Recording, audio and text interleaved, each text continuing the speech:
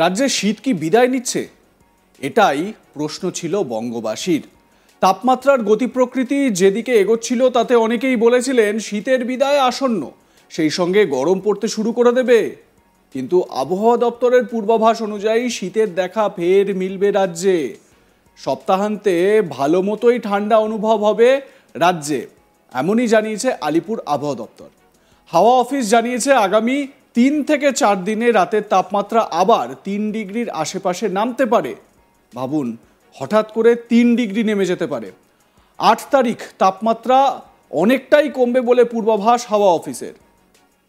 তার মানে ফের রাজ্য জুড়ে শীতের আমেজ উপভোগ করতে পারবেন রাজ্যবাসী। হাওয়া অফিস জানিয়েছে আগামী 5 দিন শুষ্ক আবহাওয়া থাকবে। হাওয়া অফিস জানাচ্ছে রাজ্যের বেশ কয়েকটি জেলায় সকালের দিকে কুয়াশার দাপট থাকলেও বেলা বাড়ার সাথে সাথে আকাশ পরিষ্কার হয়ে যাবে। তবে গত 24 ঘন্টায় সর্বনিম্ন তাপমাত্রা অনেকটাই বেশি ছিল রাজ্যের জেলাগুলিতে। তবে এই তাপমাত্রার কিছুটা পরিবর্তন আগামী বেশ কয়েকদিনে দেখা যাবে, এমনটাই জানাচ্ছে হাওয়া অফিস। হাওয়া অফিসের বিশিষ্ট আবহাওয়াবিদ হাবিবুর রহমান বিশ্বাস কি জানাচ্ছেন এ বিষয়ে শোনাবো আপনাদের। গত 24 ঘন্টাতে যেমন আমাদের প্রেডিকশন ছিল সেরকমই ন্যূনতম তাপমাত্রা আজকে সকালে অনেকটাই বেড়েছে, যেটা কলকাতাতে আমাদের স্বাভাবিকের থেকে 5 ডিগ্রি বেশি, 22.2 হয়েছে, স্বাভাবিক 17-র কাছাকাছি। জেলার অন্যান্য বা আমাদের পশ্চিমবঙ্গের অন্যান্য জেলাতেও তাপমাত্রা এখন স্বাভাবিকের থেকে 4 থেকে 5 ডিগ্রি পর্যন্ত বেশি রয়েছে অনেক জায়গাতেই।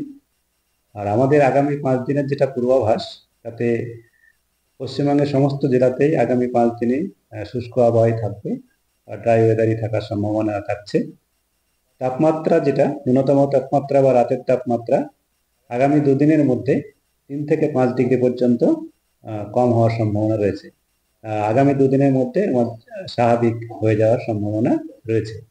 তারপরে আপনার 2 দিন মানে হচ্ছে 8 তারিখ পর্যন্ত। 7 তারিখে কালকে সকালে কিছুটা কমবে, 8 তারিখ অনেকটাই কমে যাবে।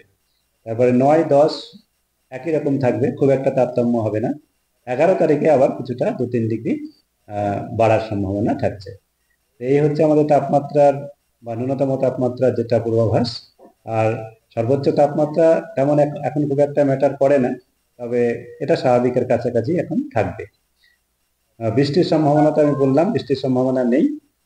আর যেটা কুয়াশা, সকালে কুয়াশার যেটা সম্ভাবনা, ঘন কুয়াশার সম্ভাবনা নেই, হালকা কুয়াশা সকালের দিকে, খুব সকালের দিকে পশ্চিমের জেলা যেমন পশ্চিম বর্ধমান, পশ্চিম মেদিনীপুর, বাঁকুড়া, বীরভূম এই জেলাগুলোতে হালকা কুয়াশা হওয়ার সম্ভাবনা রয়েছে কালকে সকালে।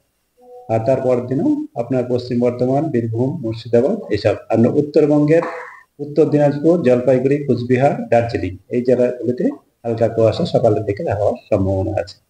কলকাতা তার পার্শ্ববর্তী অঞ্চলে আগামী 24 ঘন্টায় মূলত প্রধানত পরিষ্কার আকাশ থাকার সম্ভাবনা রয়েছে।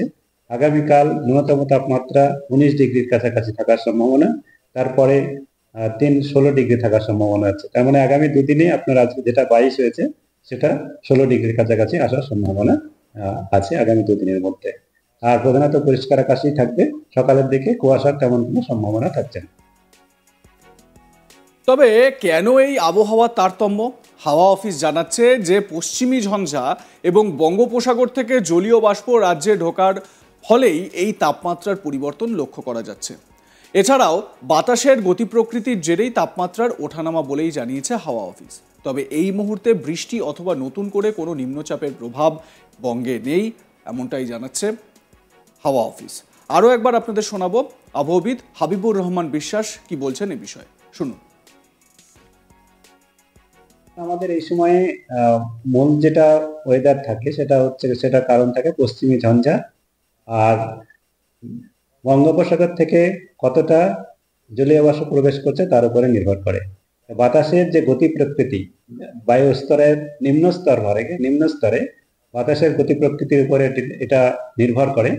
বাতাসের গতি যখন আমাদের বা বাতাস যখন বায়ু প্রবাহ যখন বায়ুর নিম্ন স্তরে উত্তর পশ্চিম বা উত্তর দিক থেকে আসে তখন তাপমাত্রা কম হওয়ার সম্ভাবনা হয়। আর যখন আবার বায়ুর এই যে গতি প্রকৃতির পরিবর্তন হয়ে নিম্ন স্তরে বাতাসের প্রবাহ দক্ষিণ বা দক্ষিণ পশ্চিম দিক থেকে আসে, তার মানে আমাদের বঙ্গোপসাগর থেকে কিছুটা জলীয় বাষ্প বয়ে নিয়ে আসে, তখন তাপমাত্রা বেড়ে যায় এবং সকালের দিকে কুয়াশারও সম্ভাবনা হয়, যেটা আগামী গত দুদিনে ছিল। এবং সেটা এখন আগামীকাল থেকে বা আজ থেকেই পরিবর্তন হচ্ছে।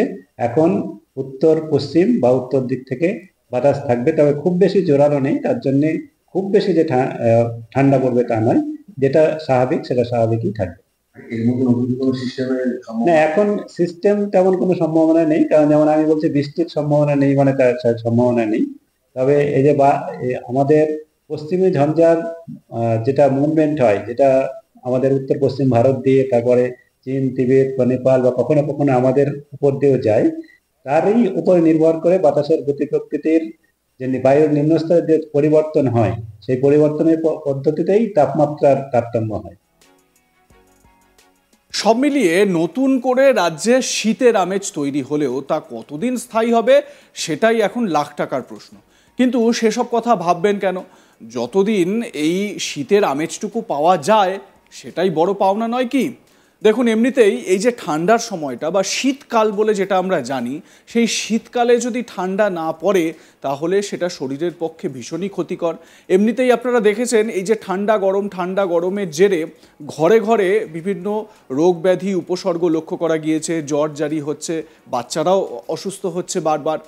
তো এই যে শীতের সময়, শীতকালে যদি এই রকম তাপমাত্রা বেড়ে যায় হঠাৎ করে, তাহলে এই ধরনের প্রাদুর্ভাব লক্ষ্য করা যায়। হাওয়া অফিসের যে পূর্বাভাস তাতে বোঝা যাচ্ছে যে তাপমাত্রার পতন হলেও এই শীতের আমেজ খুব একটা স্থায়ী হবে না বঙ্গে। আর এমনিতেও এই একটা মাস চলে গেলে, ফেব্রুয়ারি মাসটা চলে গেলে এমনিতেও গরম পড়ার বা একটা গরমের যে আভাস, সেই আভাস চলে আসবে। যদিও শীতের পরেই যে বসন্তকাল, সেই বসন্তকালের যে কথা যদি বলি, তাহলে এই বসন্তকাল তো বাংলায় খুব একটা স্থায়ী হয় না। বসন্তকালটা নামে বেশ ভালো লাগলেও সেভাবে কিন্তু আমরা উপলব্ধি করতে পারি না। ঋতুরাজ বসন্ত অবশ্যই, কিন্তু সেই বসন্ত কতটা উপভোগ করা যায় সেটাই তো একটা সবথেকে বড় প্রশ্ন। তবে এই শীতের সময় যে কটা দিন আমাদের এই যে ঠান্ডার আমেজটা আমরা পাই, সেই আমেজটা যেন আমরা চেটেপুটে উপভোগ করতে না ভুলি, এবং এই সময়টায় খুব সাবধানতা অবলম্বন করতে হয়। এবারের শীতে আপনারা দেখেছেন যে পশ্চিমী ঝঞ্ঝা নামক একটি বিষয়, যেটি বারবার আবহবিদরা উল্লেখ করেছেন, এবং তার জেরে বারবার শীত বাধা পেয়েছে বা ঠান্ডা বাধা পেয়েছে। উত্তরে যে হাওয়া, সেই হাওয়া বাধা পেয়েছে। আবহবিদরা বারবার বলছেন উত্তর পশ্চিম থেকে যে একটি হাওয়া আসছে, তার জেরেই এই রকম পরিস্থিতি। আপনারা কি মনে করছেন? আপনাদের মতামত জানাতে থাকুন, দেখতে থাকুন আজ তাক বাংলা। সাবস্ক্রাইব করুন আমাদের ইউটিউব চ্যানেলটি।